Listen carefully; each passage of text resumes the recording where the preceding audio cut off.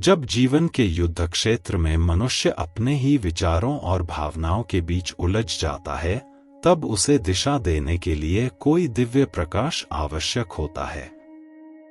वही प्रकाश है भगवद गीता। यह केवल एक धार्मिक ग्रंथ नहीं, बल्कि मानवता के आत्मज्ञान का महामंत्र है।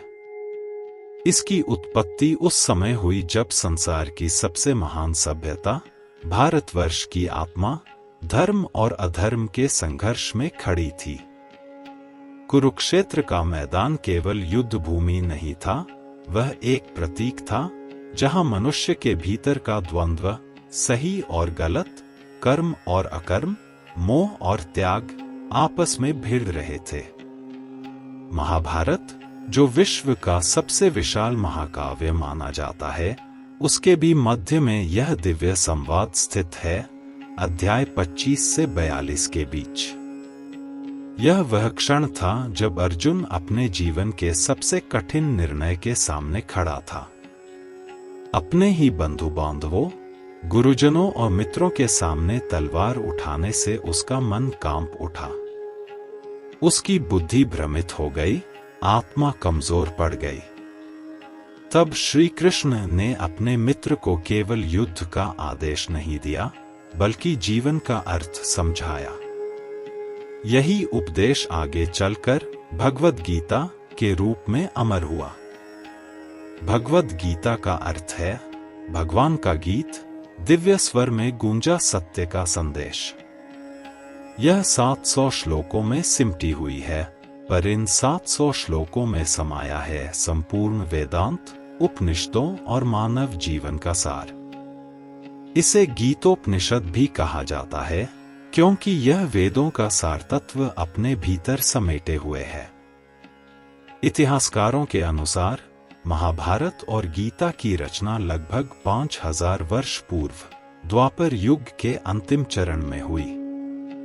उस समय समाज धर्म, शक्ति और नीति के संतुलन से भटकने लगा था। राजवंशों में लोभ, ईर्ष्या और सत्ता की प्यास बढ़ रही थी।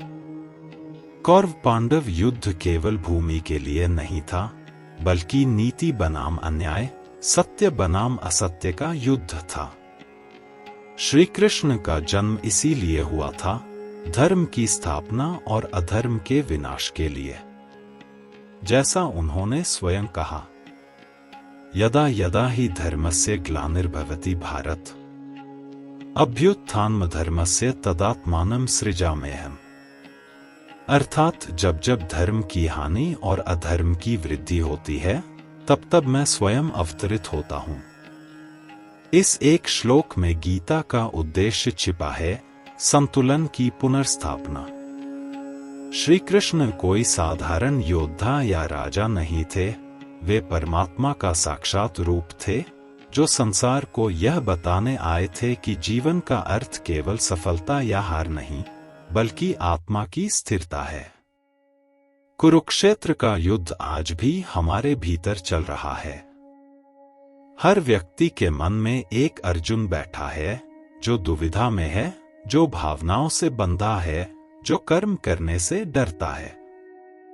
और हर व्यक्ति के भीतर एक कृष्ण भी है, जो उसे सच्चाई दिखाता है, जो कहता है, उठो, अपने कर्तव्य का पालन करो। गीता हमें बताती है कि जीवन युद्ध का नाम है, पर यह युद्ध बाहरी नहीं, आंतरिक है। जब अर्जुन ने कहा, हे कृष्ण, मैं युद्ध नहीं कर सकता, तब कृष्ण मुस्कुराए और बोले, यह युद्ध तुम्हें अपने भीतर ही लड़ना होगा। यही वह क्षण था जब मानव इतिहास का सबसे गहरा दर्शन जन्मा। गीता का संवाद किसी धर्म या जाति तक सीमित नहीं है। यह विश्व के हर युग, हर संस्कृति और हर व्यक्ति के लिए समान रूप से लागू होता है। यही कारण है कि महात्मा गांधी ने कहा था, जब मुझे जीवन में अंधकार दिखता है, जब निराशा मुझ पर हावी होती है, तब मैं गीता के श्लोक खोलता हूं। हर बार यह ग्रंथ मुझे नई शक्ति देता है। गीता का अद्भुत पक्ष यह है कि यह कर्म के माध्यम से मुक्ति का मार्ग दिखाती है। जहां कुछ धर्म केवल त्याग या भक्ति की बात करते हैं, वहीं गीता कहती है, कर्म करो पर आसक्ति मत रखो। यह वाक्य आधुनिक मनुष्य के लिए भी सबसे बड़ी सीख है। हम सब अपने जीवन में काम करते हैं, नौकरी, परिवार, जिम्मेदारियां, पर जब हम फल की चिंता छोड़कर केवल कर्म में रम जाते हैं, तभी सच्चा सुख मिलता है। गीता का मूल भाव यह नहीं है कि युद्ध करो, बल्कि यह है कि कर्तव्य निभाओ। कृष्ण ने अर्जुन को हिंसा के लिए प्रेरित नहीं किया, बल्कि उसे उसके धर्म की याद दिलाई। धर्म का अर्थ यहाँ पूजा पाठ नहीं, बल्कि कर्तव्यबोध है। इसीलिए जब अर्जुन भ्रमित होकर कहता है, मेरे अपने ही मुझसे युद्ध करने को तैयार हैं, मैं उन्हें कैसे मारूं? तब कृष्ण उत्तर देते हैं, ये सब शरीर नहीं, आत्माएं हैं। आत्मा न कभी जन्म लेती है, न कभी मरती है। यह उपदेश केवल दर्शन नहीं, बल्कि मनोवैज्ञानिक सत्य है। हम जो दुखी होते हैं, वह अहंकार और मोह के कारण होता है, आत्मा के कारण नहीं। अगर देखा जाए तो गीता की उत्पत्ति उस क्षण हुई जब मानवता को सबसे अधिक मार्गदर्शन की आवश्यकता थी। वह एक ऐसा युग था जब धर्म के नाम पर सत्ता की होड़, परंपराओं की विकृति और नैतिक पतन अपने चरम पर था। ठीक वैसा ही समय आज भी है। इसलिए कहा जाता है कि गीता कभी पुरानी नहीं होती, क्योंकि मनुष्य का संघर्ष हर युग में समान रहता है। गीता का निर्माण केवल एक ग्रंथ के रूप में नहीं हुआ, बल्कि जीवन के विज्ञान के रूप में हुआ। यह आत्मा का मनोविज्ञान है, जो हमें बताता है हम क्यों दुखी होते हैं, हमें कैसे निर्णय लेना चाहिए, कर्म क्या है और अकर्म क्या है, और सबसे बढ़कर जीवन का लक्ष्य क्या है। आज भी जब कोई व्यक्ति उदास होता है, असमंजस में होता है या अपने उद्देश्य से भटक जाता है, तो गीता के श्लोक उसे शांत कर सकते हैं। क्योंकि यह केवल शब्द नहीं, बल्कि कंपन, वाइब्रेशन हैं, जो आत्मा को स्पर्श करते हैं। इसलिए भगवद गीता की उत्पत्ति केवल ऐतिहासिक घटना नहीं थी, यह चेतना का विस्फोट था। यह वह क्षण था जब ईश्वर ने मनुष्य से सीधे संवाद किया और कहा, मैं तुम्हारे भीतर ही हूं, बस मुझे पहचानो। और यही पहचान, यही आत्म साक्षात्कार ही गीता का उद्देश्य है। कुरुक्षेत्र का युद्ध केवल दो वंशों के बीच की लड़ाई नहीं थी, यह मनुष्य और उसके भीतर के द्वंद्व का प्रतीक था। यह वही क्षण था जब दुनिया के सबसे बड़े योद्धा अर्जुन, जो अब तक अजेय माने जाते थे, अपने ही भावनाओं के सामने पराजित हो गए। उनके सामने खड़े थे उनके गुरु, दादा, भाई, मित्र, और उसी क्षण उन्हें अपनी तलवार भारी लगने लगी। उनका धनुष, गांडीव उनके हाथ से छूट गया। घुटनों के बल बैठकर उन्होंने श्री कृष्ण से कहा, मेरा मन कमजोर हो गया है, मेरा धर्म भ्रमित हो गया है, मैं युद्ध नहीं कर सकता। यह क्षण केवल अर्जुन का नहीं, हर इंसान का क्षण है। हर व्यक्ति अपने जीवन में एक बार कुरुक्षेत्र के बीच खड़ा होता है, जहां उसे निर्णय लेना होता है, जहां भावनाएं बुद्धि से टकराती हैं, जहां सही रास्ता दिखता है लेकिन पैर उठते नहीं। अर्जुन का द्वंद्व, जब हृदय और कर्तव्य में टकराव हो। अर्जुन के भीतर जो द्वंद्व था, वह हर युग के मनुष्य के भीतर है। वह युद्ध करना चाहता भी था और नहीं भी। वह धर्म निभाना चाहता था, पर अपने प्रियजनों को दुख नहीं देना चाहता था। यही असली मानव स्थिति है। हम सब जानते हैं कि क्या सही है, पर मन भावनाओं से हार जाता है। अर्जुन का प्रश्न, मैं अपने ही परिजन को कैसे मारूं? वास्तव में यह है, मैं उस स्थिति का सामना कैसे करूं जहां मुझे अपने ही लगाव के विरुद्ध जाना है।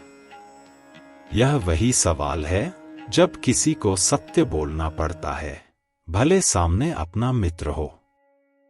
जब किसी को अन्याय के खिलाफ खड़ा होना पड़ता है, भले नुकसान खुद का हो।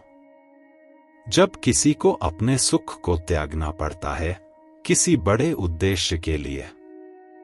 अर्जुन का युद्ध हर उस व्यक्ति का युद्ध है जो सही और आसान के बीच चुनाव करता है। कृष्ण का उपदेश इसलिए अमर हुआ क्योंकि उन्होंने केवल अर्जुन से नहीं, मानवता से बात की। कृष्ण वह गुरु जो भीतर है। जब अर्जुन निराश हुआ, तब श्री कृष्ण मुस्कुराए। वह जानते थे यह निराशा अंत नहीं, शुरुआत है। क्योंकि जब मनुष्य टूटता है, तभी वह सत्य को स्वीकारने के लिए तैयार होता है। कृष्ण ने अर्जुन को उपदेश देना तब शुरू किया जब अर्जुन ने कहा, हे माधव, मैं आपका शिष्य बन गया हूं, मुझे शिक्षा दे।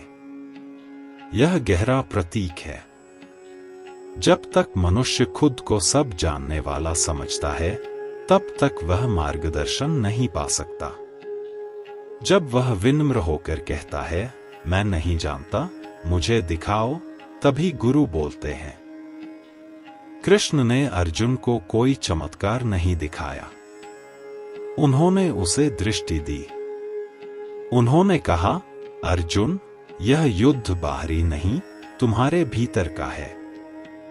तुम अपने भय, मोह और अहंकार से लड़ रहे हो।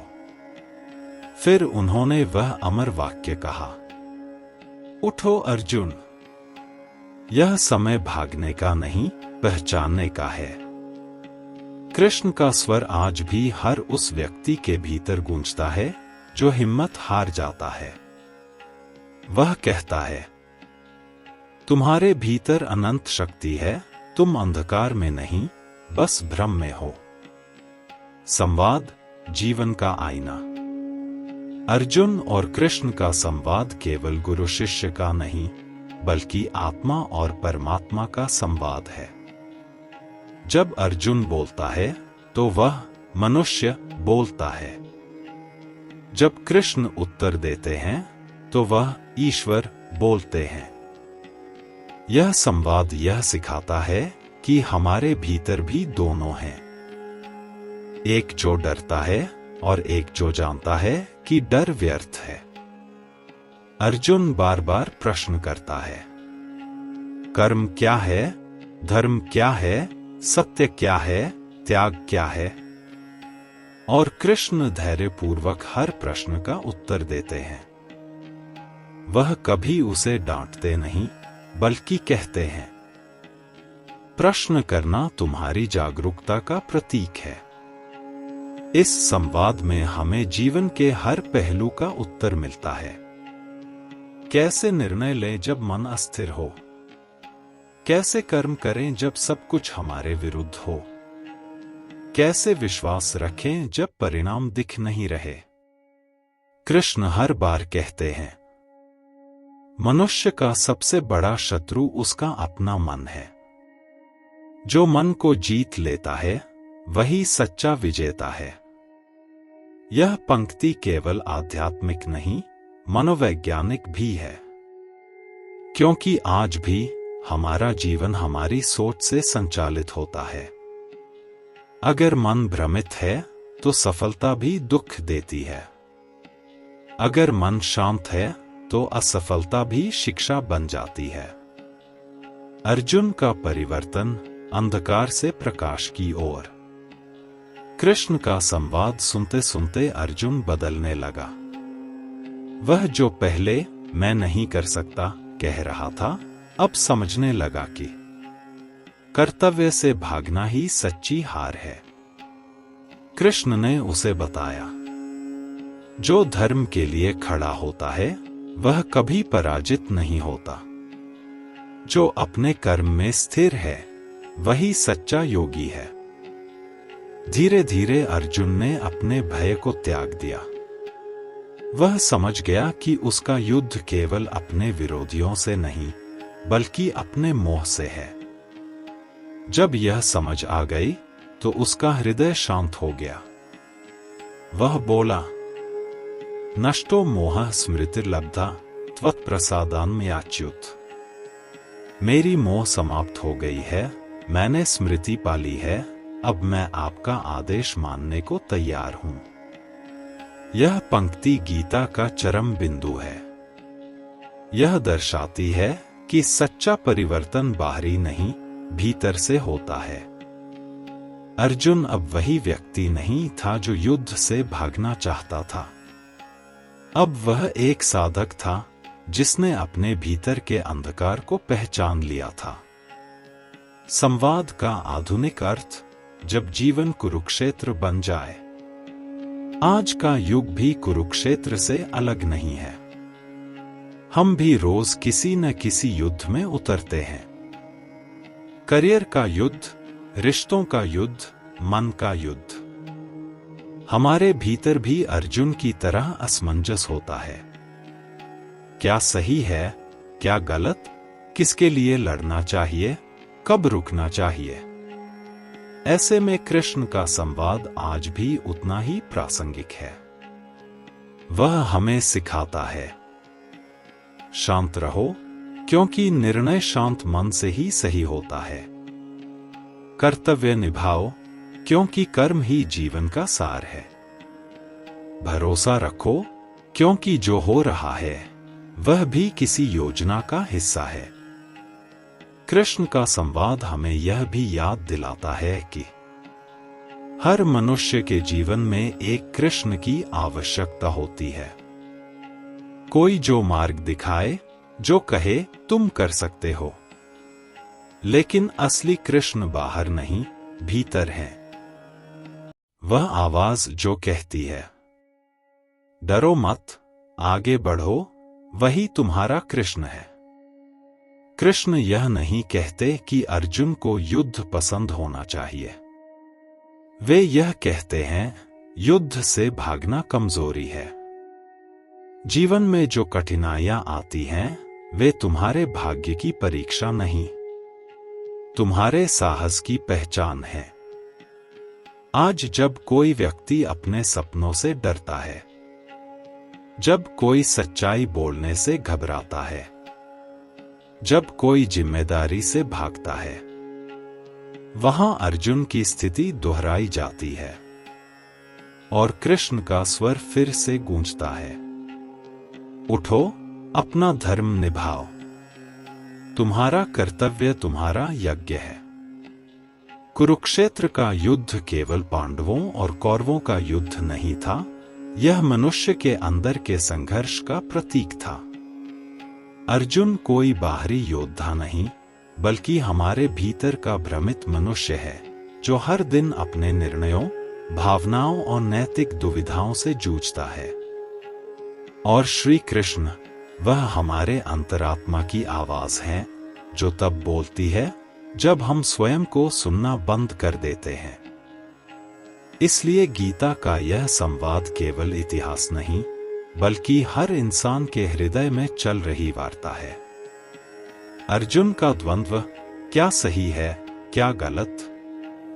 कुरुक्षेत्र की रणभूमि में जब अर्जुन अपने सगे संबंधियों को सामने देखता है, भाइयों, गुरुओं, चाचाओं और मित्रों को, तो उसका धनुष गांडीव हाथ से छूट जाता है। वह कहता है, हे केशव, मैं इन लोगों पर बाण कैसे चला सकता हूं? यह मेरे अपने हैं, मुझे युद्ध नहीं करना। यह वही स्थिति है जिसमें हर इंसान कभी न कभी पहुंचता है, जब कर्तव्य और भावना टकरा जाते हैं। अर्जुन का यह द्वंद्व हमारे जीवन की उस स्थिति को दर्शाता है जब हम जानते हैं कि क्या सही है, लेकिन भावनाएं हमें रोक लेती हैं। आज का युवक भी अर्जुन की तरह उलझा हुआ है। क्या मुझे अपनी सच्चाई पर अडिग रहना चाहिए या लोगों को खुश रखना चाहिए? क्या मुझे अपने सपनों के लिए लड़ना चाहिए या परिवार की उम्मीदों के आगे झुकना चाहिए? क्या मुझे अपने आत्मसम्मान के लिए खड़ा होना चाहिए या चुप रहकर सब कुछ सह लेना चाहिए? ये सब सवाल आधुनिक जीवन के कुरुक्षेत्र हैं। हर दिन हम युद्ध करते हैं, बाहर नहीं, भीतर। और इस युद्ध में सबसे बड़ा शत्रु कोई और नहीं बल्कि अपना ही भय होता है। अर्जुन कहता है, मेरा मन मोह से भर गया है, मैं नहीं जानता क्या करूं। यह मोह ही अज्ञान का पहला संकेत है। जब इंसान अपने रिश्तों, भावनाओं या इच्छाओं में इतना उलझ जाता है कि सत्य दिखाई देना बंद हो जाए, तब कृष्ण का मार्गदर्शन आवश्यक हो जाता है।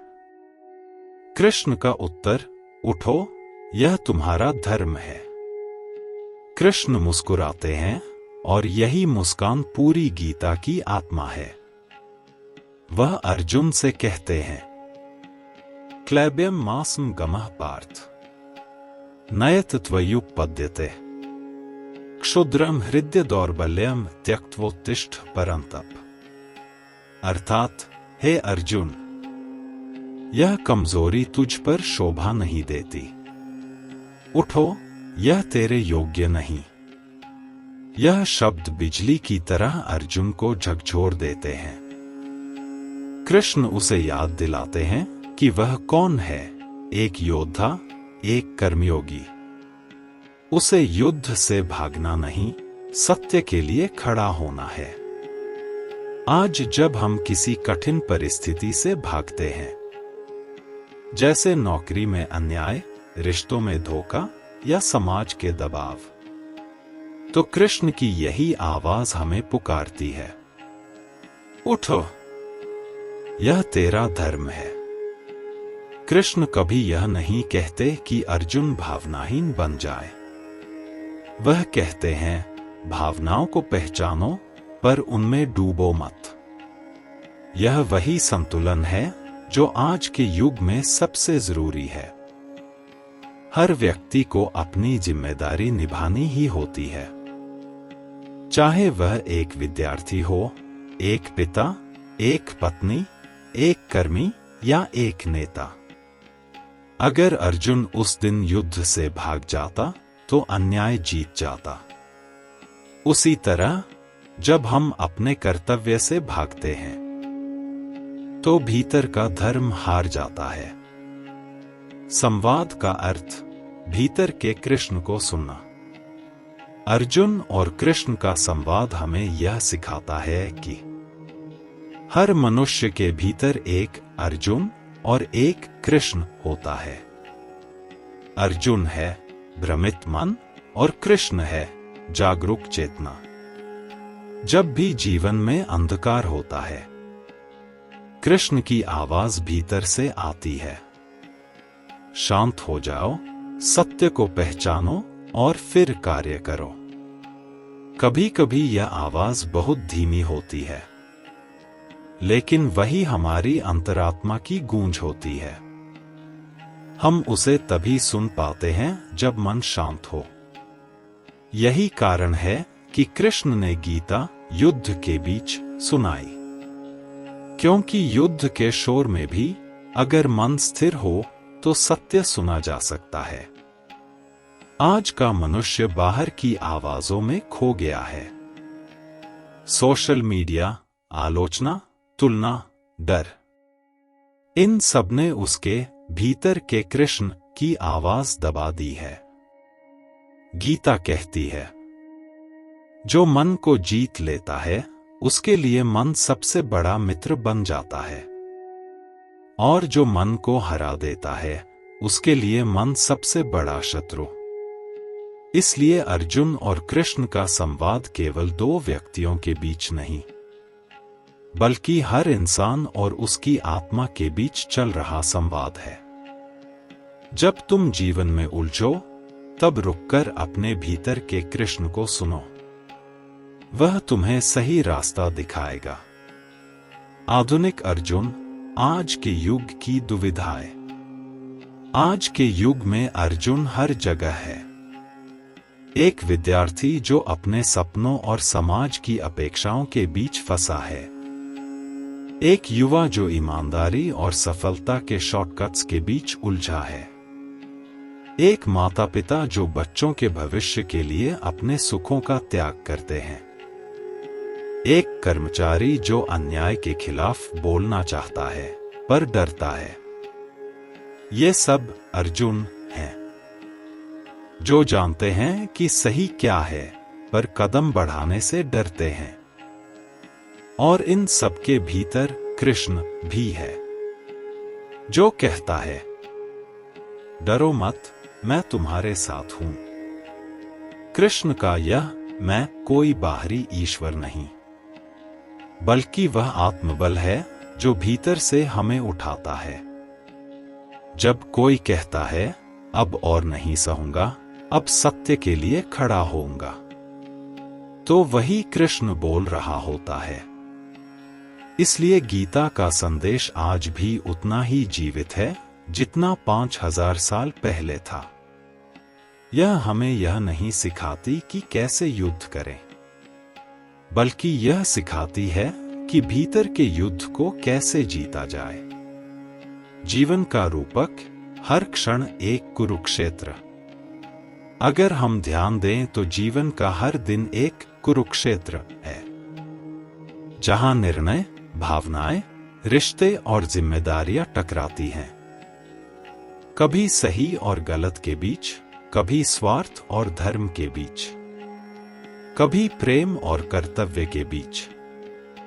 और हर दिन हमारे भीतर एक अर्जुन खड़ा होता है, थका हुआ, डरा हुआ, भ्रमित। परंतु साथ ही एक कृष्ण भी बैठा होता है, शांत, धैर्यवान और ज्ञानी। बस फर्क इतना है कि अर्जुन बोलता ज्यादा है और कृष्ण सुनता है। पर जब अर्जुन चुप होकर सुनने लगता है, तब कृष्ण बोलना शुरू करते हैं। गीता कहती है, जब तू मुझे पूर्ण रूप से समर्पित हो जाएगा, तब मैं तुझे सब पापों से मुक्त कर दूंगा। यह पंक्ति यह नहीं कहती कि कोई चमत्कार होगा, बल्कि यह कहती है कि जब तू अहंकार छोड़ देगा, तो तेरे भीतर की उलझनें मिट जाएंगी। भगवद गीता केवल कर्म, ज्ञान और भक्ति के सिद्धांतों तक सीमित नहीं है। यह हमें बताती है कि जीवन का असली उद्देश्य क्या है, मृत्यु का भय क्यों मिथक है और मोक्ष कैसे प्राप्त किया जा सकता है। आज का इंसान भले ही आधुनिक विज्ञान और तकनीक में बहुत आगे बढ़ चुका हो, लेकिन मृत्यु का डर, असफलताओं का भय और जीवन का अर्थ समझना उसकी सबसे बड़ी चुनौती बनी हुई है। गीता इस चुनौती का समाधान देती है। भगवान श्री कृष्ण अर्जुन से कहते हैं, न जायते म्रियते वा कदाचि, न ह्यम भूत्वा भविता वा न भूयः। यानी आत्मा न कभी पैदा होती है, न मरती है, न वह कभी अस्तित्व में आती है, न चली जाती है। यह वाक्य हमें बताता है कि जो असली है वह स्थायी है, और जो अस्थायी है वह केवल अनुभव के लिए आता है। आज के जीवन में हम जिस शरीर और वस्तुओं से बंधे हैं, उनसे अत्यधिक लगाव बना लेते हैं। पर गीता कहती है, मृत्यु एक अटल सत्य है। इसे स्वीकार करना ही जीवन का पहला चरण है। जब इंसान मृत्यु के डर को समझ लेता है, तो उसका जीवन भयमुक्त हो जाता है। वह न केवल अपने लिए बल्कि दूसरों के लिए भी बेफिक्र होकर सही निर्णय लेता है। वर्तमान क्षण की सच्ची महत्ता तभी समझ में आती है क्योंकि जो बीत गया उसका पछतावा हमें कमजोर बनाता है और जो आने वाला है उसकी चिंता हमें असहज और अनुत्पादक बनाती है। गीता का संदेश है कि मनुष्य की शक्ति उसके कर्म और समझ में है, न कि उसके शरीर, संपत्ति या सामाजिक प्रतिष्ठा में। जो व्यक्ति अपने कर्म को सच्चाई, प्रेम और भक्ति के साथ करता है वह अपने जीवन और मृत्यु दोनों के भय से मुक्त हो जाता है। इसी स्थिति को गीता में मोक्ष या मुक्ति कहा गया है। एक मोक्ष, मृत्यु का भय मिटाना।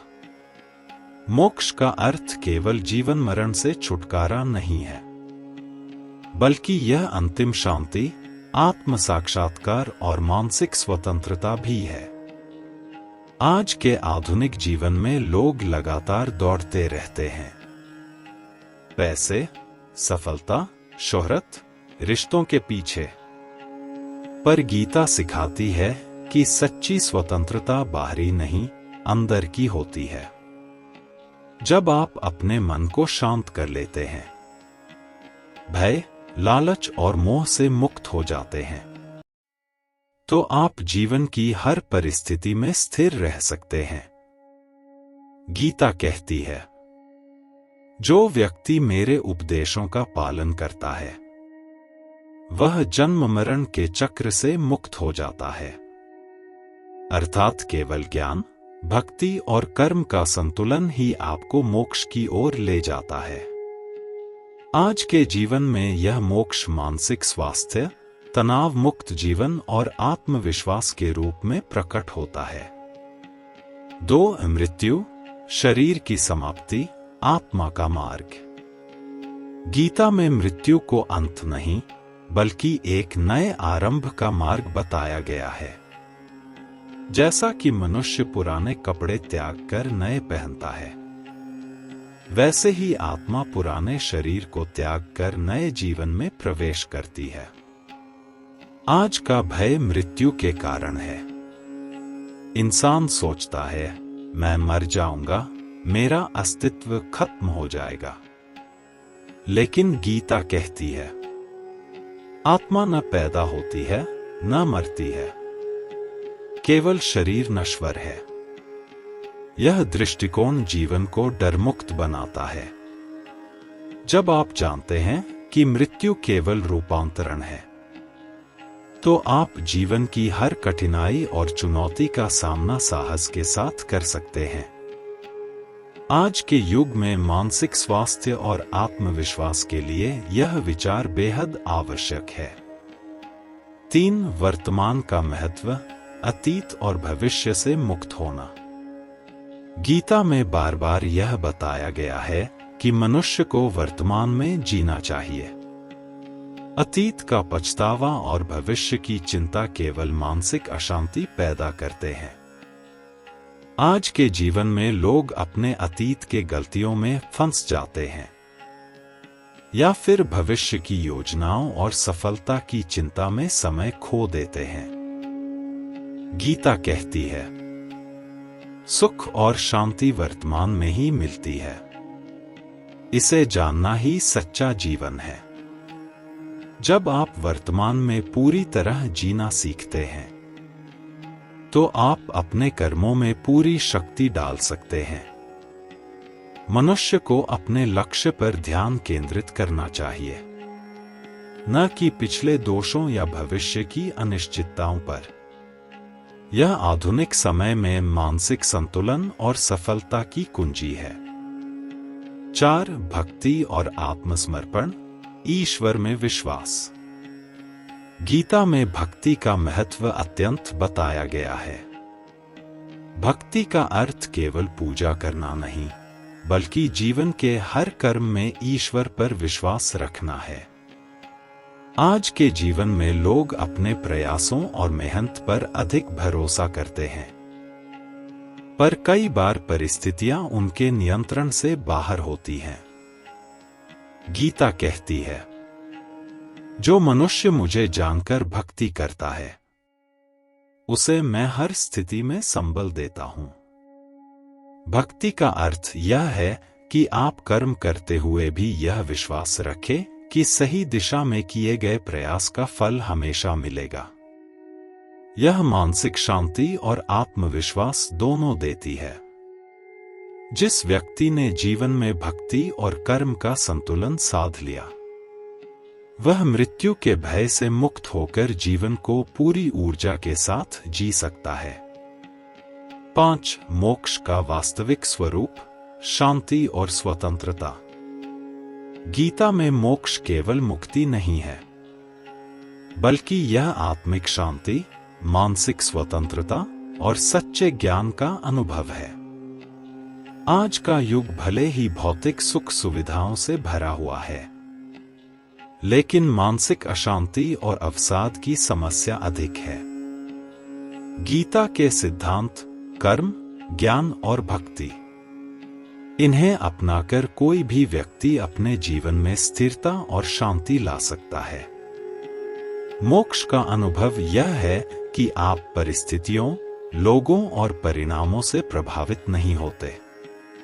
आपका मन शांत, बुद्धि स्पष्ट और आत्मा मजबूत रहती है।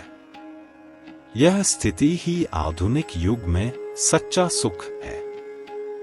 गीता कहती है, जो सुख और दुख में समान भाव रखता है, वह मुझ अति प्रिय है। इसका अर्थ है संतुलन और आत्मज्ञान ही परम उद्देश्य है। जब हम इसे अपनाते हैं, तो जीवन का हर अनुभव, चाहे वह सुखद हो या दुखद, हमें ज्ञान, शक्ति और आत्मविश्वास देता है। निष्कर्ष, गीता का अंतिम संदेश। गीता का अंतिम और सबसे महत्वपूर्ण संदेश है, आत्मा अमर है, मृत्यु केवल शरीर की समाप्ति है। कर्म का पालन करो, परिणाम की चिंता मत करो। ज्ञान से स्वयं को जानो और हर परिस्थिति में स्थिर रहो। भक्ति और समर्पण से भयमुक्त जीवन जियो। संतुलन, शांति और मोक्ष ही जीवन का परम लक्ष्य है। आज का जीवन कितना भी कठिन क्यों न हो, गीता के ये सिद्धांत इसे सार्थक, शक्तिशाली और आनंदमय बना सकते हैं। जब व्यक्ति कर्म, ज्ञान और भक्ति में संतुलन साध लेता है, तो न केवल मृत्यु का भय समाप्त हो जाता है, बल्कि हर क्षण में सच्ची स्वतंत्रता, शांति और आनंद का अनुभव होता है। भगवद गीता कोई पुरानी किताब नहीं है जिसे केवल पूजा में रखा जाए। यह जीवन जीने की कला सिखाने वाली अनंत प्रेरणा है। इसमें जो बातें कही गई हैं, वे केवल युद्ध के मैदान के लिए नहीं, बल्कि हर इंसान के भीतर के संघर्ष के लिए हैं। आज का युग तकनीक से आगे बढ़ा हुआ है, पर मनुष्य का मन अभी भी वैसा ही है, उलझा हुआ, अस्थिर, भयभीत और अर्थ की खोज में भटकता हुआ। गीता इस भटकाव में एक कंपास की तरह काम करती है, जो रास्ता दिखाती है, शांति देती है और आत्मबल बढ़ाती है। 1. कर्मयोग, काम को पूजा बनाओ, परिणाम नहीं चिंता। आज के जीवन में सबसे बड़ी समस्या यह है कि हम कर्म की जगह परिणाम पर केंद्रित हो गए हैं। हर कोई पूछता है, इससे मुझे क्या मिलेगा? लेकिन गीता कहती है, कर्मण्येवाधिकारस्ते मा फलेषु कदाचन। यानी तेरा अधिकार केवल कर्म करने में है, फल पर नहीं। इस सिद्धांत का अर्थ यह नहीं है कि हम परिणाम को न चाहें, बल्कि यह कि परिणाम की चिंता में कर्म की गुणवत्ता खराब न हो जाए। अगर छात्र पढ़ाई करते समय केवल मार्क्स के बारे में सोचेगा, तो उसका ध्यान ज्ञान पर नहीं रहेगा। अगर व्यापारी केवल प्रॉफिट पर ध्यान देगा, तो सेवा की भावना खत्म हो जाएगी। अगर कलाकार केवल व्यूज पर फोकस करेगा, तो उसकी कला में आत्मा नहीं बचेगी। गीता का यह सूत्र हमें सिखाता है कि focus on process, not outcome. कर्म ही पूजा है और सच्ची पूजा वही है जो बिना स्वार्थ के की जाए। आज अगर हर इंसान अपने काम को पूजा मान ले, चाहे वह किसान हो, ड्राइवर, शिक्षक, इंजीनियर या नेता, तो पूरा समाज धर्म में बदल जाएगा। जो व्यक्ति निष्काम भाव से काम करता है वह तनाव मुक्त रहता है, क्योंकि उसका ध्यान कर्तव्य पर है, न कि नतीजे पर। यही कारण है कि गीता कहती है, जो परिणाम से मुक्त होकर कर्म करता है वही सच्चा योगी है। आधुनिक भाषा में कहें तो यह है, do your work with excellence, not with expectation. जो व्यक्ति ऐसा करता है वह हर स्थिति में संतुलित रहता है, सफलता आए या असफलता दोनों में समान भाव रखता है। 2. ज्ञान योग, सेल्फ अवेयरनेस ही असली ज्ञान है। गीता का दूसरा सिद्धांत है ज्ञान योग। आज के युग में ज्ञान की कोई कमी नहीं है। गूगल, AI, किताबें, हर जगह सूचना भरी पड़ी है। लेकिन गीता कहती है, सच्चा ज्ञान सूचना नहीं, स्वज्ञान है।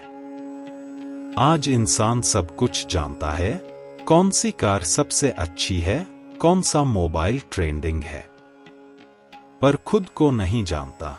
मैं कौन हूं, मैं क्या चाहता हूं, मेरा उद्देश्य क्या है। यही कारण है कि इतनी सुविधा होते हुए भी मनुष्य बेचैन है। गीता का ज्ञान योग कहता है, आत्मान विद्धि, पहले स्वयं को जानो। जब मनुष्य खुद को समझ लेता है तो निर्णय लेना आसान हो जाता है। फिर वह भीड़ में बहता नहीं, बल्कि दिशा तय करता है। आज के छात्र, युवाओं और प्रोफेशनल्स के लिए यह संदेश अत्यंत प्रासंगिक है। जब तक तुम खुद को नहीं जानोगे, तुम यह नहीं समझ पाओगे कि तुम्हारा काम, करियर या जीवन किस दिशा में जाना चाहिए। गीता कहती है कि ज्ञान का अर्थ केवल किताबें नहीं, बल्कि अभ्यास और आत्मचिंतन है। हर दिन कुछ मिनट खुद से यह प्रश्न पूछो, क्या मैं सही रास्ते पर हूं? क्या मेरा काम किसी की भलाई कर रहा है? क्या मैं अपने कर्मों से खुश हूं? यह आत्मसंवाद ही ज्ञान योग की शुरुआत है। जब मनुष्य आत्मजागरूक होता है तो उसका जीवन स्थिर और सार्थक बन जाता है। 3. भक्ति योग, विश्वास की ताकत। गीता का तीसरा सिद्धांत है भक्ति योग, यानी समर्पण और विश्वास का मार्ग। भक्ति का अर्थ केवल पूजा पाठ नहीं, बल्कि अपने जीवन के हर कर्म में ईश्वर या किसी उच्च उद्देश्य के प्रति समर्पण है। श्री कृष्ण कहते हैं, मनमना भव मद भक्तो, यानी अपने मन को मुझ में लगाओ। आज के युग में लोग काम तो करते हैं, पर उनमें दिल नहीं होता। हर व्यक्ति मैकेनिकल हो गया है। गीता कहती है, भक्ति का अर्थ है अपने कर्म में प्रेम और भावना जोड़ दो। अगर एक शिक्षक प्रेम से पढ़ाए, एक डॉक्टर करुणा से इलाज करे, एक कलाकार सच्ची भावना से रचे, तो वह कर्म भी भक्ति बन जाता है। भक्ति का अर्थ यह भी है कि जब कठिनाइयां आए तो हम यह विश्वास बनाए रखें कि जो हो रहा है वह किसी कारण से हो रहा है। यह श्रद्धा हमें टूटने से बचाती है। कृष्ण ने अर्जुन से यही कहा था, सर्वधर्मान परित्यज्य मामेकं शरणं व्रज, यानी सब कुछ मुझ पर छोड़ दो, मैं तुम्हें संभाल लूंगा। भक्ति योग आधुनिक मानसिक तनाव का सबसे बड़ा इलाज है। जब मनुष्य नियंत्रण छोड़कर स्वीकार करना सीख लेता है तो भीतर शांति उतरती है। एक्सेप्टेंस ही फ्रीडम है, यही गीता की भक्ति है। 4. समत्व योग, संतुलन बनाए रखना। गीता कहती है समत्वम योग उच्यते, यानी संतुलन ही योग है। आज का जीवन असंतुलन से भरा है। काम ज्यादा, आराम कम। सोशल मीडिया ज्यादा, आत्मसंवाद कम। इच्छाएं ज्यादा, संतोष कम। पर गीता कहती है जो हर स्थिति में समान रहता है वही ज्ञानी है। सफलता मिले या असफलता, प्रशंसा हो या आलोचना, अगर तुम अपने भीतर शांति बनाए रखो तो जीवन कभी डामाडोल नहीं होगा। यह सिद्धांत आधुनिक नेताओं, खिलाड़ियों, व्यापारियों और हर सामान्य इंसान के लिए जरूरी है, क्योंकि जब भावनाएं हावी होती हैं तब निर्णय गलत हो जाते हैं। गीता सिखाती है कि स्थिर मन ही सफलता की कुंजी है। अगर कोई छात्र परीक्षा में फेल हो जाए तो उसे यह समझना चाहिए कि असफलता भी एक अनुभव है। अगर कोई व्यापारी घाटा झेल रहा है तो उसे यह देखना चाहिए कि उसने क्या सीखा। यही समत्व योग है, जहां हम हर परिस्थिति को विकास का अवसर मानते हैं। 5. आत्मबल और कर्म धर्म, फियरलेस लिविंग का सूत्र। गीता का अंतिम और शायद सबसे शक्तिशाली संदेश है। उठो, अपने धर्म का पालन करो और भय छोड़ दो। नायम हन्ति न हन्यते, यानी आत्मा न मरती है, न किसी को मारती है। आज का मनुष्य हर कदम डर में जीता है। फेल होने का डर, रिजेक्शन का डर, लोगों के ताने सुनने का डर। पर गीता कहती है जो आत्मा को जान लेता है वह निर्भय हो जाता है, क्योंकि वह जानता है कि जीवन में कुछ भी स्थायी नहीं है और हर गिरना भी आगे बढ़ने का हिस्सा है।